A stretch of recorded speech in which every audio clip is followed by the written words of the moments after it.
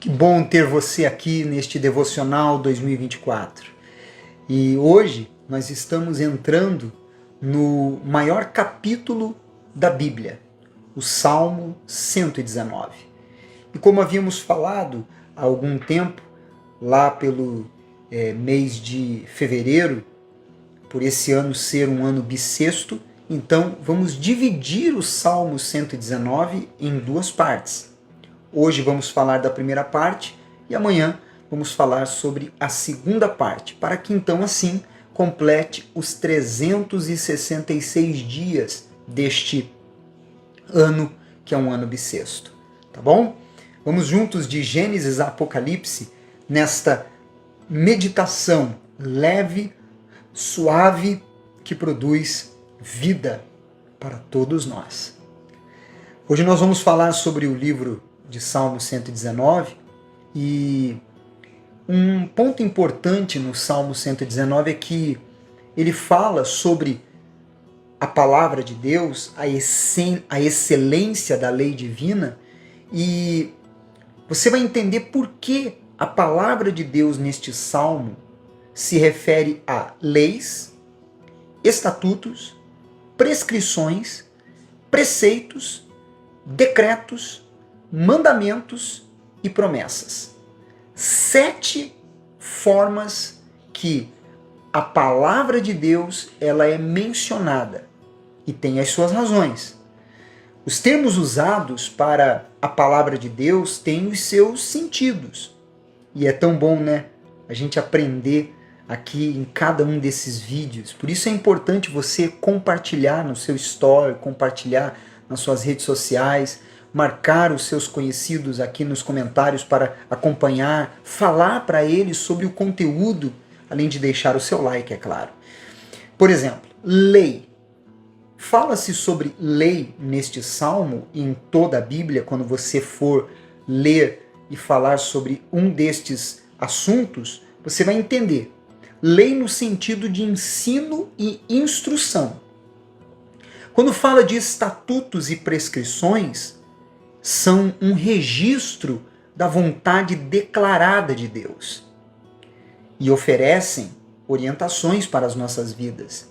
Preceitos são regulamentos de uma aliança estabelecida com o Senhor. Decretos são um sinônimo da lei, mas a tônica recai nas ordenanças civis e rituais. E mandamentos referem-se às ordens da parte de Deus com ênfase na sua autoridade. Palavra é o termo mais genérico que resume todos os demais, se referindo a toda a vontade de Deus. E promessa é derivada no hebraico do verbo dizer, ou seja, o que Deus falou será cumprido. Que forte, né? Aí você já tem um entendimento mais aberto sobre o Salmo 119. O versículo 6, ele diz assim: então não terei de que me envergonhar, quando considerar em todos os teus mandamentos. Lembre-se que o mandamento se refere às ordens da parte de Deus com ênfase na autoridade dele. E a maior vergonha que podemos passar não é de ter uma meleca no nariz exposta, ou ter falado uma batatada, ou pagar um mico diante de uma grande multidão, mas ao confrontar nosso comportamento e atitudes com as Escrituras sagradas, vemos que estamos completamente tortuosos. Essa é a maior vergonha que existe. Isso é muito profundo, não é verdade? Bom, no capítulo 119, e continuando aqui neste versículo que diz, o 10, que diz assim: de todo o coração te busquei. Não me deixes fugir de teus mandamentos. Antes de eu falar do versículo 10, eu quero falar um pouquinho quero falar antes sobre o versículo 9. Porque o versículo 9, ele é muito importante, principalmente para a nossa juventude, a geração que vivemos. Diz assim, olha: de que maneira poderá o jovem guardar puro o seu caminho? Observando segundo a tua palavra. Você sabe que a preocupação das pessoas que mantêm princípios cristãos hoje em dia é: o que vai ser do nosso futuro diante desta geração que está tão corrompida?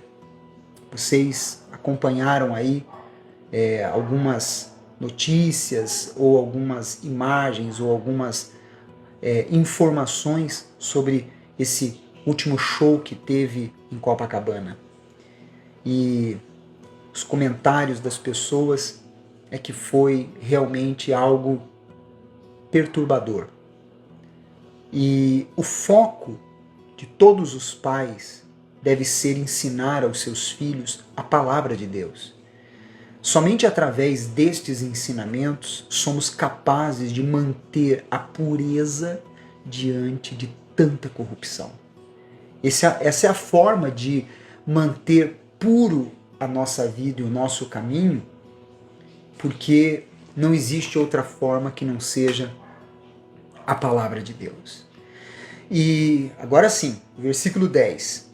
De todo o coração te busquei, não me deixes fugir aos teus mandamentos.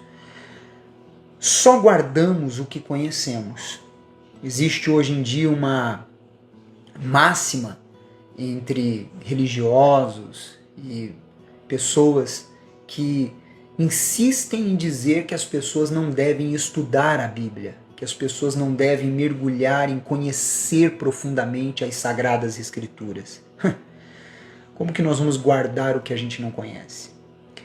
Estudando a palavra de Deus, memorizando as suas promessas e meditando sobre o seu significado. É desta forma. Quando conhecemos bem a palavra de Deus, ela se torna parte de nós e nos molda valores e comportamentos em nosso ser. Que forte, né? No versículo 14, ele diz: mas me regozijo com o caminho dos teus mandamentos, do que com todas as riquezas. Veja que a maior riqueza do salmista eram os seus mandamentos. É triste encontrar pessoas que a riqueza a destruiu. Ela deixou sucumbir seus princípios e valores em troca do que é temporário.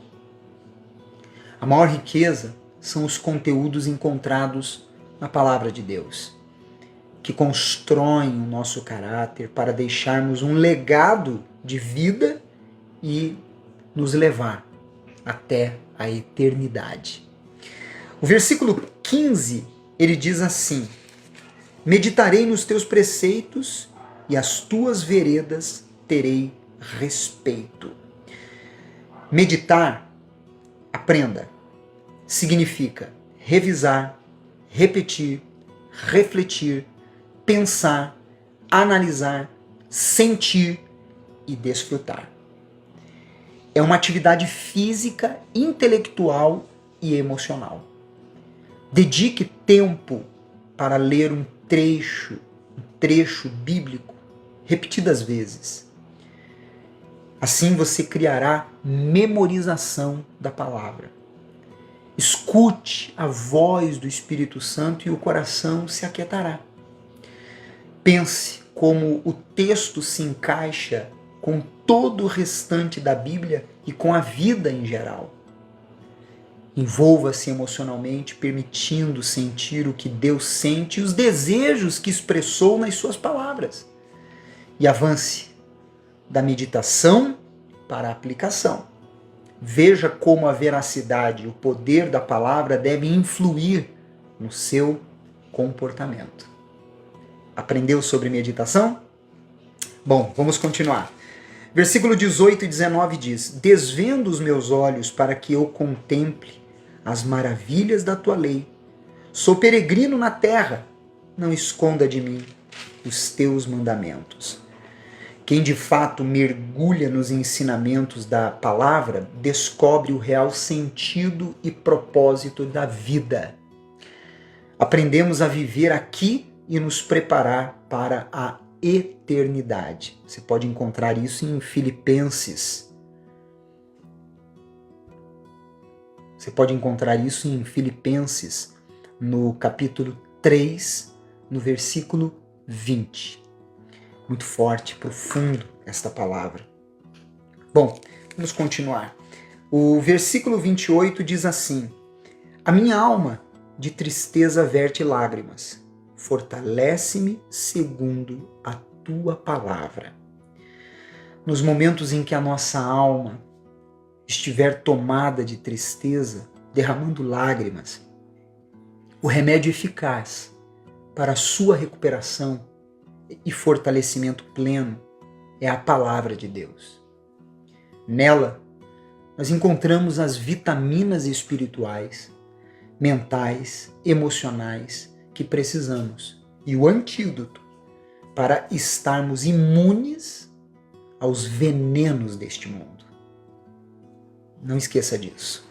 O versículo 42, ele diz assim: saberei responder aos que me insultam, pois confio na tua palavra. Saber responder a quem nos ofende é uma habilidade. Deus dá essa capacidade aos que se relacionam com Ele, pois nos lábios que verdadeiramente estão mergulhados nos ensinamentos da palavra de Deus, não existe veneno, eles não são envenenados. Nós carregamos dentro de nós vida e não morte. Pagamos o mal com o bem. Isso nos diferencia, porque somos de Deus. E para terminar esta primeira parte do capítulo 119, o versículo 63 diz: companheiro sou de todos os que te temem e dos que guardam os teus preceitos. Busque selecionar suas amizades e relacionamentos. O salmista aqui está ensinando que, em meio ao que vivemos e convivemos, ele, de certa forma, influencia radicalmente em nossas vidas. Quando nos relacionamos com pessoas que têm o que acrescentar em nossas vidas, cada dia que passa nos tornamos melhores. Mas quando nos relacionamos com quem não acrescenta em nada em nossa vida, cada dia que passa nós nos tornamos uma pessoa pior. Reflita nisso. Você é especial para Deus. Amanhã vamos continuar a segunda parte do Salmo 119. Envie este vídeo para todos os seus contatos, coloque no seu story e, é claro, deixe o seu comentário e o seu like. Até amanhã. Você é especial para Deus.